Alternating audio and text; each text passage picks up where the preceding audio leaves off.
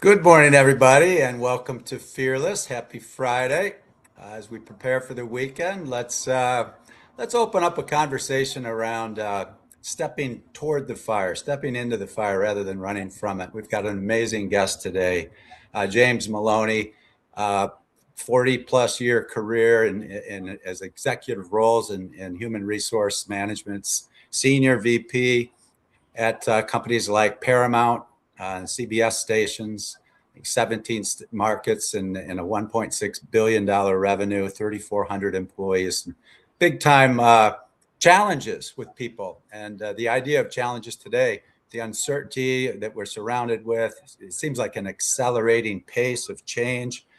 AI changing everything and people feeling threatened. So, how do we handle that in terms of an organizational culture? James is a specialist in strategy and employee and leadership development and strategic alignment, really aligning an organizational culture around a clear purpose, a clear mission, a clear strategy, and pulling together, so to speak, which is something I write about and teach. So before we get into our conversation, just a quick promo for Fuel, one of the fastest growing e-learning platforms on the planet, where we are specializing in what we've referred to as mastery learning over memory learning. If you think about learning, and James can comment on this, our current paradigm going through the school systems up through the graduate programs and et cetera is all about memory, learning from memory. And often people, including myself, step out of a major university into a company and have to relearn almost everything. It's not applied learning; it's more theoretical.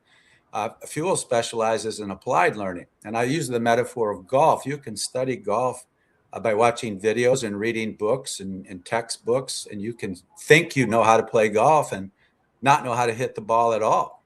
And so, what we do with Fuel is we teach you a 9-iron or club, so to speak, and then you practice that club, and then we teach you more clubs in the deck. And so you're immediately applying what you learn. And so that's the name of the game with Fuel. I'm one of a number of esteemed instructors for Fuel. I've got 3 courses myself, Beyond Doubt, Creative Problem Solving, and Leading with Wisdom. I also have an AI twin. So you can get coaching and mentoring from me 24/7 all over the world. Simultaneously, this bot has been downloaded with 40 years of my work, books I've written, hundreds of interviews, hundreds of audios, hundreds of articles I've written.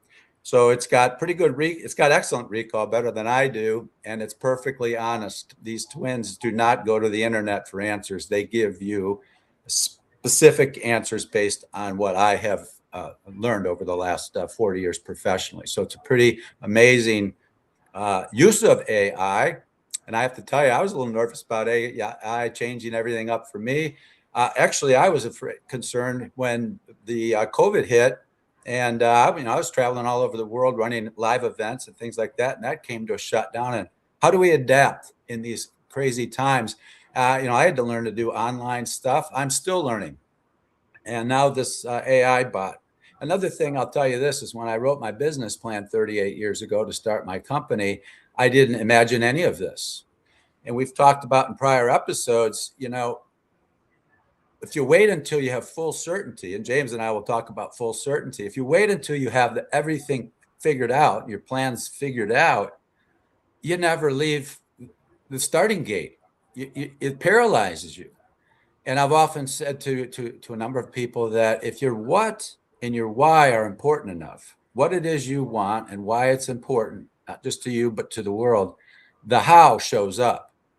The how shows up. So when I started going into consulting, I didn't know how to do it, but I knew what I wanted and I knew why it was important. And the how just continues to show up when you're clear on that. And you've heard me use the metaphor of a GPS system. If you know where you're going, you're going to get sidetracked. That's life. There's going to, it's going to be uncertainty. But if you know where you're going, you're going to get rerouted and you're going to correct and you're going to keep moving forward. And everything that looks like a mistake is just adding to your bucket of wisdom. You don't learn wisdom from a textbook or in a classroom. You learn wisdom from experience. And so we've got James Maloney today with all kinds of experience. Welcome, James. Thank you for sharing your wisdom with our audience. Thank you, John. It's really great to be here. It's an honor to be here, especially with someone as accomplished as you, author, keynote speaker, consultant, change agent. I don't know where to stop. I think I want to add one thing though, salesman, since you convinced me to jump on this podcast with you, and it's my first. So I hope it goes well. Yeah, we'll talk about stepping into the fire, walking into the fire, or walking into the podcast. By the way, that's another thing for me. I've been a guest on hundreds of interviews in podcasts, but I've never actually hosted one until late last year. And now I have 3 different podcasts, including this, the Fearless on Fridays. And again, that's the house showing up. I'm learning as we speak. And that's another critical success factor for anyone listening is lifelong learning. No matter how great you are, and you can see this in the music industry, the sports industry, of course, in the business world, every great leader has a great coach. It's just as simple as that. And nothing is ever accomplished alone. Even sports that seem like it's a solo thing, a singles tennis match, a swimming race that isn't a relay, doesn't matter. Everyone's got a coach. Everyone's got teammates of some sort. And there's a collective nature to it. So when I call it a constituency for change, when I go into an organization to lead a change event, I never think that I'm going to do anything alone. And so we pull together, we get aligned strategically. We'll talk more about that. And we get things done. So running Kaizen events all over the world without knowing the language the country I'm in, without knowing the people I start with, it can be a little intimidating. But so how does that work? Well, I step into it with trust in the process and the methodology, the change methodology that I use and teach, and the fact that we've got really bright people that want to make good change. And so we do it. We make it happen. And the more we practice that, it's like getting on stage to give a speech. It terrifies a lot of people, but the more you do it, the more experienced you are.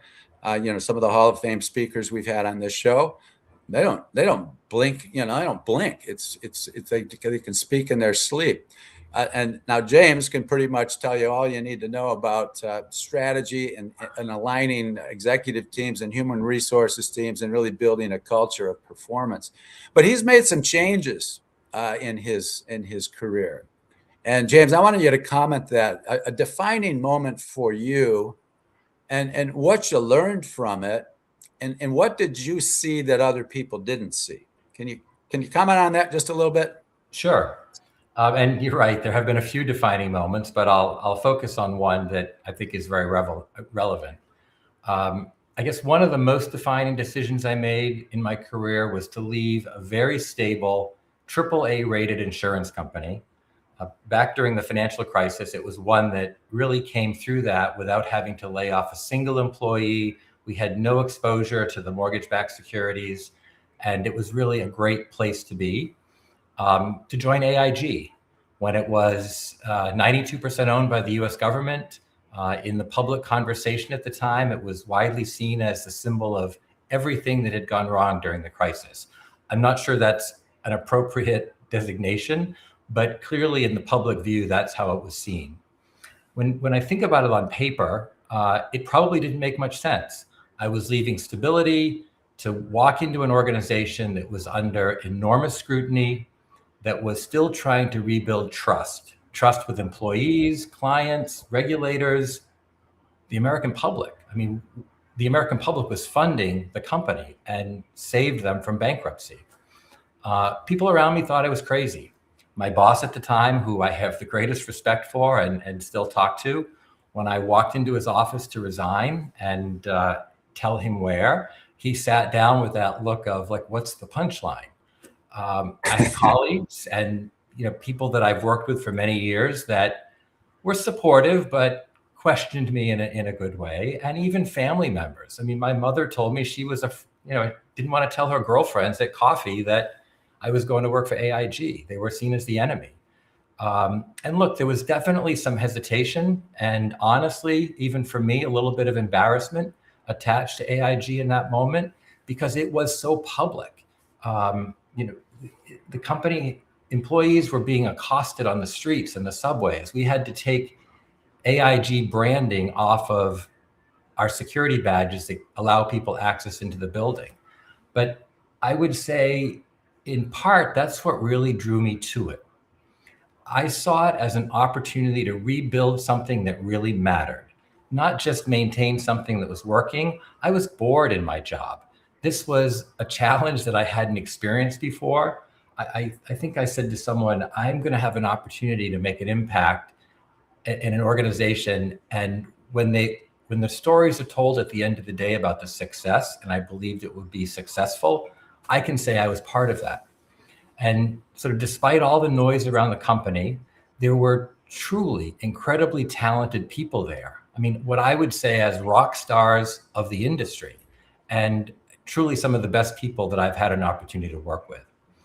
When I got there, one of the first things I tried to focus on, besides, getting to know people and whatnot, was really trying to understand what were the disconnects between what the business needed and how the company was operating. Because, we all know that in situations like this, the issue isn't usually that people don't know there's a problem. It's that the organization isn't necessarily aligned around how to solve it. And that experience really shaped how I think about leadership and organizational work today. I'm usually drawn to situations that are a little messy. Some would say a lot messy or unclear. I always say I'm not a maintenance HR guy. If that's what you need, don't call me, because I believe in the messy and in the unclear. That's where the opportunity for real impact exists. You asked me to talk a little bit about, what I saw that others didn't. And honestly, Yes. I don't think I saw anything that other people didn't. I think I probably interpreted the situation differently. And sometimes that's easier when you're an outsider, right? I was working with people that had lived through the crisis. They were living it every day. I was coming in with a fresh perspective and a sort of outsider's point of view. A lot of people, or I would say everybody, saw the reputational risk, the instability, the uncertainty. Are we really too big to fail? And all of that was real. But I also saw an organization that was under so much scrutiny that it was actually more open to change than most companies usually are. I mean, we all know change is hard, and you have to really make a strong business case for it. In the situation that they were in, 92% owned by the Treasury, and you're sort of trying to come out of that crisis successfully, the case for change was pretty obvious. And in moments like that, when the case is obvious, there's usually less patience for politics. There's less ability to hide problems because they're visible to the world, and more willingness or openness to rethink how things operate. I mean, it really creates permission to do the real work. And so for me, it wasn't about ignoring the risk because I knew it was there. It was recognizing that the conditions were so meaningful that we could have real impact. Yeah, you used the word risk, and of course, that's a huge component to whether we make a move or not. And so how do you distinguish, how do you see risk in terms of making a change versus not making the change? How do you look at that? It's a good question. I still go back to the old yellow pad with the line down the middle and the pluses on one side and the negatives on the other. But I would probably boil it down to a couple of things. First, I ask, is the problem actually real and consequential? Or is it one of those things that's perception, noise, a short-term panic? Because sometimes organizations look messy from the outside, but underneath that, there's still a really strong business or a strong group of people. And so I try to get my head around that.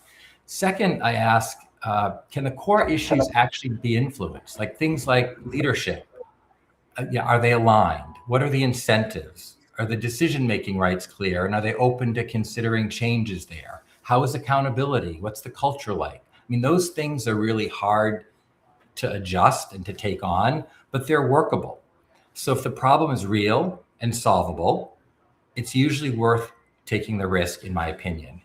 If it's fundamentally broken or outside my ability to influence in sort of a meaningful way, then that becomes a very different decision.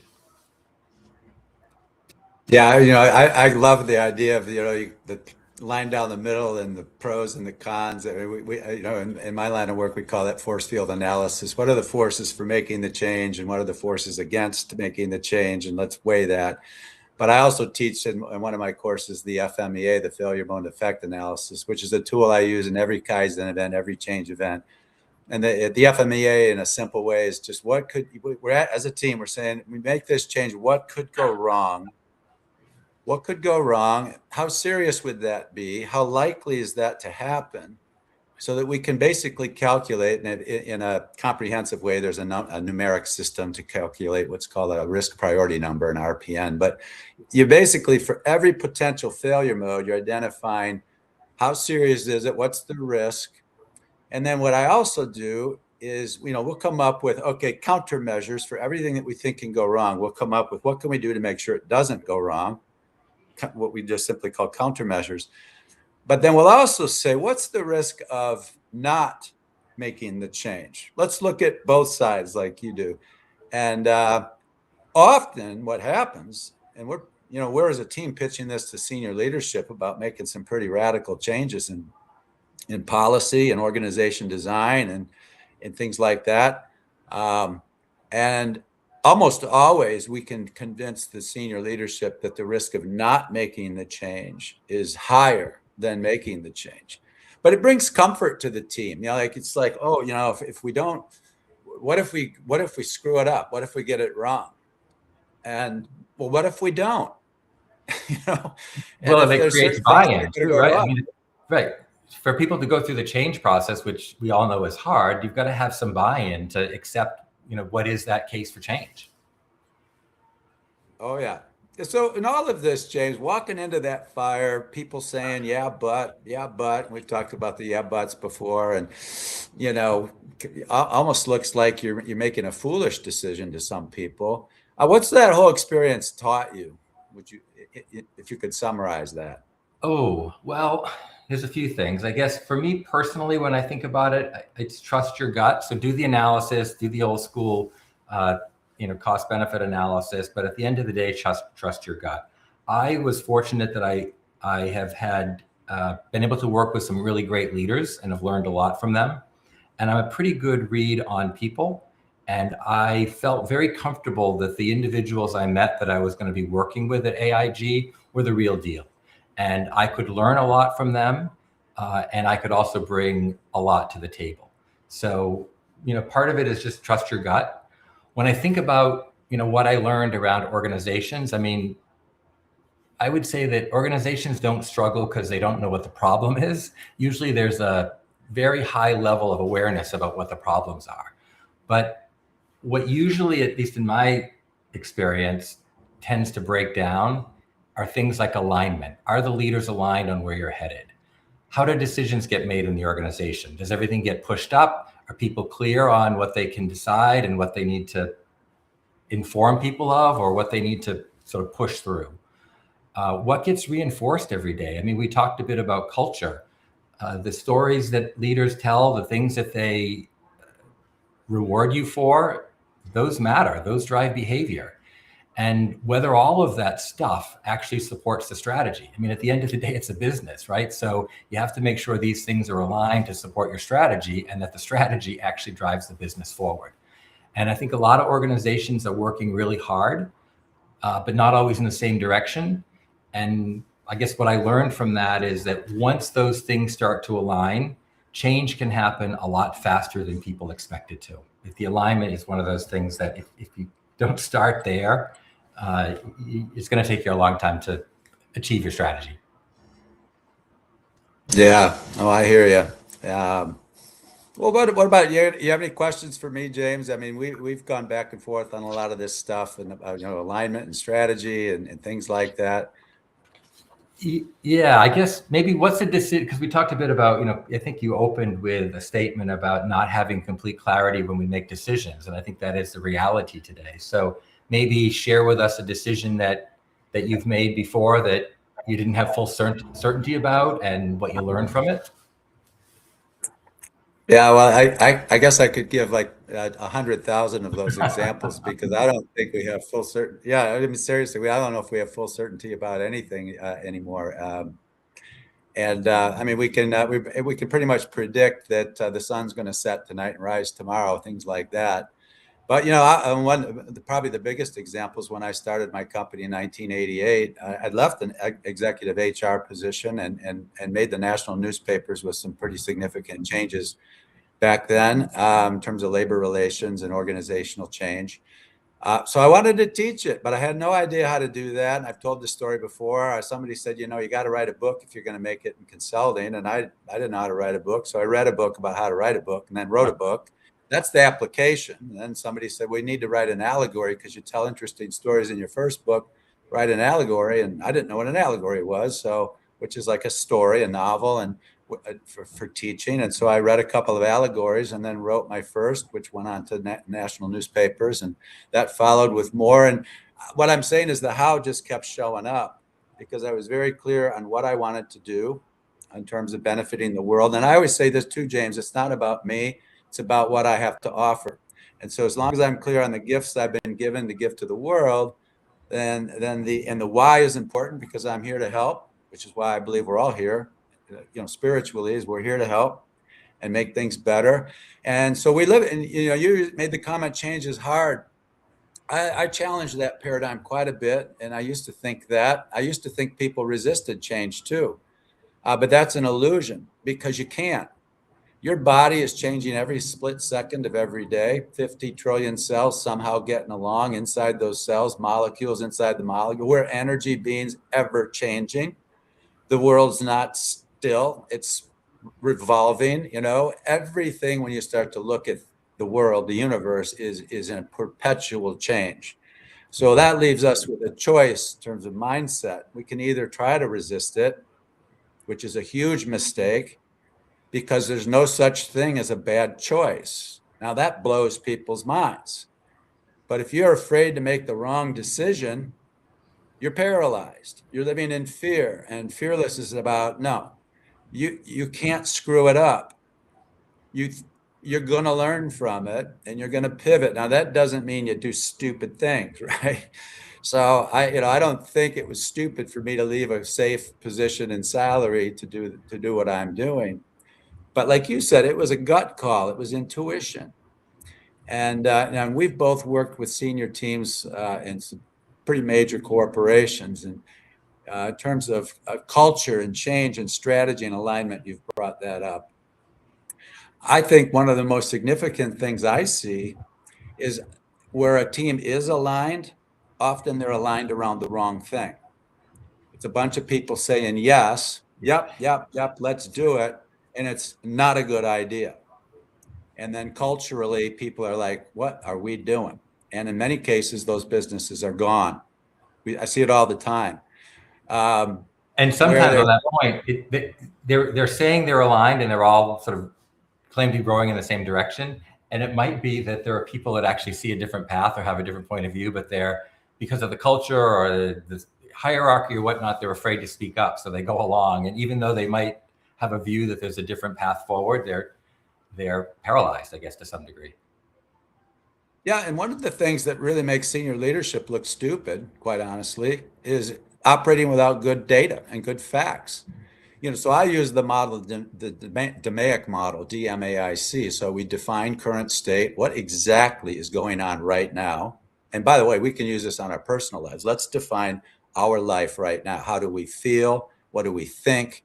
What do we look like? What are we doing? How much money are we making? Things like that. Are we in a happy career? Are we aligned with our core values? M is measure. So let's populate that with facts and data, not opinions. Forget opinions. And then let's analyze what's wrong. And you mentioned earlier in the conversation, we know we have problems. And I'll come in and say, define a problem for me. Well, customers are calling us up and they're not happy with our service. And I will say, that's not the problem. And they look at me like, what do you mean that's not the problem? It's costing us X number of dollars. Our customer service people are going out of their minds. So that's a symptom. You don't know what the problem is. And that's the problem. You don't know what the real problem is. So you're reacting. You're reacting to symptoms. It's like taking a bunch of aspirin for a headache. If the headache's not going away, you need to go deeper dive. And that's the A in DMAIC. We need to analyze the symptoms to get down to Absolutely brilliance, to genius, and the genius of teamwork. Nobody on the team has to be a genius, but it's a good team aligned and focused on the core problem, the root cause. It comes up with ingenious things. So, that's where we go. And then the I in DMAIC historically has been improved. Let's make things better. But what I've also identified is there are organizations making things better that should be eliminated. Why are we making this process better? It's obsolete. Let's get rid of it. Why would we optimize a meeting that we shouldn't even be having? Why should we optimize a report that we should delete? We don't need this report anymore. Okay. Just really, really archaic things. So I use innovate for the I more than anything. Let's eliminate everything we can. Let's optimize what's left that we need to do. And let's ask who's in the best position to do this. Because a lot of managers are getting in their own way by not delegating effectively. And a lot of that's ego and control issues. That's what I see. So I go deep dive, and then the C in DMAIC is control. Once we've come up with a brilliant solution, let's lock it in, with measurement, with alignment on incentives, with standardized work, with things like that. And that's where I've been able to make a huge difference in my career with executive teams. By the way, if the executive team doesn't understand this and buy in, I don't waste my time with the company. You know that, right? So, how have you seen executive teams really pull together in a good way? And what have you seen where they're all going different ways? Because I'll also add this: without a real understanding of a methodology like DMAIC, a lot of people go right to the I. There's a problem, which is really a symptom, and they say, here's what we should do. And somebody else says, I don't agree with that. I think we should do this. And somebody else says, I don't agree. I think we should do this. And you're immediately in conflict. You're not aligned, and you don't even know what the problem is. I see that as just a major, major issue going on these days with organizations that are, in many cases, on their way out. Well, I think to that point, what do I see? People may call themselves a leadership team, but are they really a team, right? So you played sports, you understand what it's like to be on a team. And, what team do you play for? They might say, I'm part of the executive team. I also lead the finance function, so I'm part of that team. But at the end of the day, what team are you really on? And it goes back to that sort of form, storm, norm, perform, right? You have to make sure that you're in the trenches. You trust the person next to you has your back. You have their back. You're all heading in the same direction. You're going to talk about the ugly stuff.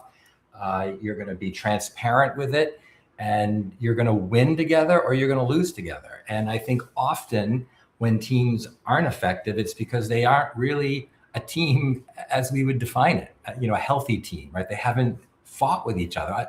I can remember some of the most effective teams I've been on. I would be on a Zoom call and Philip would say to me, like, what was that? It's like, no, it's just a team meeting. It's like violent disagreement, but with respect, right? It was, you felt free to be able to voice your point. And then once a decision was taken, whether it was a unanimous decision, consensus, the boss made it, you all aligned around it and you headed forward.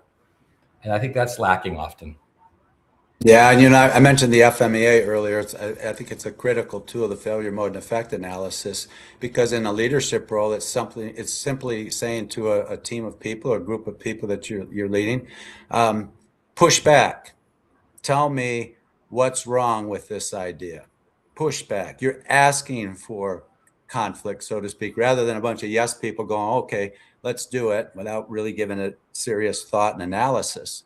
And you need to have a safe environment for people to do that, right? I mean, I have to be able to tell my team, push back. I don't know all the answers. Like, we're heading down a path and you think I'm wrong and you have a different perspective. If you don't share it, we're all in trouble. But I have to create the kind of culture, environment that people can say that and not feel that they're going to, lose their job or not get their bonus or whatever that happens to be. It has to be a safe place. Yeah, when I'm running Kaizen events and I've got these teams, I'm saying you're about to tell the C-suite of a multi-billion-dollar global company that their baby's ugly because you've done the analysis. I use that metaphor. I'll say, here's what's important to remember. Do not say the baby's ugly, even if it is, which we know it is with facts. You can't say that because now you just created a whole new problem.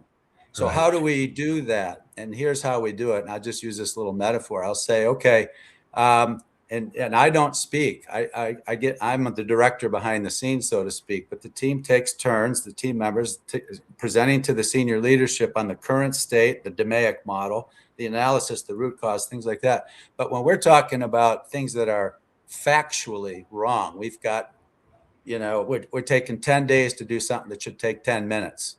Okay, we've got a defect rate of 25%. We're not even close to 3 sigma versus 6 sigma, things like that. We're reporting live from Palm Beach, Florida. Here are the facts. It's taken us 14.2 miles to make a vitamin tablet. That's a fact, and that's a client. That was a former client of mine. It's taken us 184 days from start to finish to make a vitamin tablet. That's a fact. We've got $300 million of raw material in our warehouse it turns twice a year. That's cash tied up. Fact, fact, fact, fact. And if the leadership team says, that's not possible, I can't believe that. I said, well, prove us wrong. Right. And I had one guy say one time, well, I will. There's just no way that can be accurate. And he came back the next day and he goes, you're right. And we knew we were right because we got the data from his people. So that's strategy right there. And when you think about change, and it makes no sense to not change, and a lot of sense to make change, to make things better, you ride the wave of change rather than fight it. And so that's my whole job, James, and I know it's been your job over the years, is let's figure out ways to use the power of change. I think of it like a wave. Let's learn how to surf the wave, not try to fight our way through it, which is exhausting. And if you have a good tool set to do that, and you got a team that comes together, and you mentioned, the form, storm, norm, perform. I had a fifth, which I call transform. Because if we form a team, and I have people on Mondays of Kaizen events going, I don't know how we're going to make changes by Friday. I mean, I'm talking about rocket scientists in the military, the Department of Defense, and people, very smart people telling me, Murphy, you're out of your mind. And then by Wednesday, we've done the deep dive analysis. And instead of trying to solve 100 different symptoms with 100 different projects, we've identified a way to solve 100 different symptoms with 3 projects, because we got right down to the leverage point. And that's powerful. And then by the time of Friday, these people who were nervous and skeptical on Monday are high-fiving each other, just going, wow, that's a change of mind. That's Absolutely. A change in mindset. So when I talk about Kaizen events, which are rapid change events, I'm not talking just about changing design, changing policy, changing procedures, changing the way we do things around here, which is synonymous with culture. How do you change culture? The way we do things around here? You change the way we do things around here. Right. You standardize work, you redesign flow, things like that. And when we do that, and they come together and align around it, and they change their minds. So we didn't just change the process, we changed people's minds. That's powerful stuff. And I know you've done well with that, James. Any final closing comments, James? Yeah, I mean, sure. At the beginning, you made some reference to the uncertainty that we're facing today and how we deal with that. And I know AI is something that's on all of our minds. And for many, it's a big, scary thing. And people worry that it's going to significantly change their job, take their job. And how do we walk through the fire today with something like AI? And I guess for me, I think it looks a lot less dramatic than we imagine. And I think it's just human nature for us to make it scarier than it really is. So for me, I say that I have to get more comfortable probably making decisions earlier than we'll feel comfortable. It's probably being very clear about what I'm prioritizing, and as importantly, what I'm not prioritizing. that we can't wait for certainty. And you touched on this before. I mean, AI is moving so quickly that you got to take some action, right? Clarity usually doesn't come first. It comes from movement. And we're going to learn by doing, much like as you were referencing into your first job out of college. So I guess I would finalize it by saying, walking toward the fire today is less about one big bold move and more about, I guess, consistently choosing action over perfection, and then align the organization behind those decisions so that people are all headed in the same direction. Yeah, I love it. In fact, one of the mantras we use in the Kaizen events is better, not best. And that takes a little pressure off people, because we got to make it perfect. I'm like, no, we don't. It's not perfect. You worry about now. all the things that could go wrong. Like, let's get it 80% perfect by right. Friday. Absolutely right. It's not perfect now. It won't be perfect by Friday. So let's just be sure it's better than it is today. And part of that whole continuous improvement journey, and build momentum. Because once we start getting momentum, because we're making positive changes and people are pulling together and they're excited. One of the measures I have is at the end of a Kaizen event, how many people want to do another one? And incidentally, I think I'm in over 30 years, I've never done a Kaizen event where we didn't come out of the Kaizen event with 3 more in mind. Oh, we should, here are several other areas we should look at, because we're tripping all over ourselves. And that momentum is powerful stuff culturally. And it's just great stuff. Well, James, thank you so much for sharing your insights and your wisdom. I mean, you and I could talk for probably for days on a lot of this stuff. So maybe we'll get you back on the show. Next week, I've got Brian Biro coming back, Hall of Fame speaker. Brian's just an amazing guy.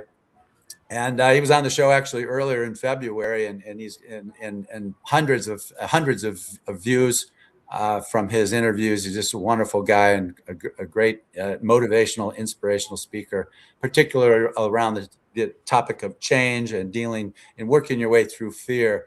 And like James, while walking toward the fire, I'll just leave you with this thought. Fire's not a bad thing.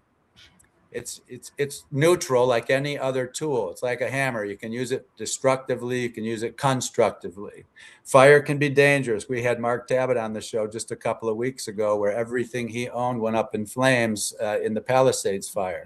And he rebounded from that in a most inspiring way. But I'm the kind of guy that likes to sit around a campfire at night. All right. There's a lot we can do with fire. So whether it's AI or anything else, I advise people, let's figure out the best way to use it intelligently, which is the very thing I'm trying to do. So if you like, you get a 7-day free trial with my AI twin. So go to myfuel.io and click on me as an instructor and play with it. Just click live and ask my bot anything you want, and see what I have to tell you. It's got better recall than I do, and it's perfectly honest.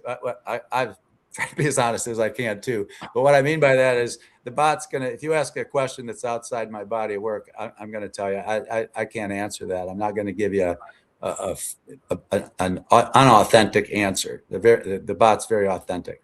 So with that, hope to see you next Friday with Brian Biro. And again, James, thank you so much. What a great show.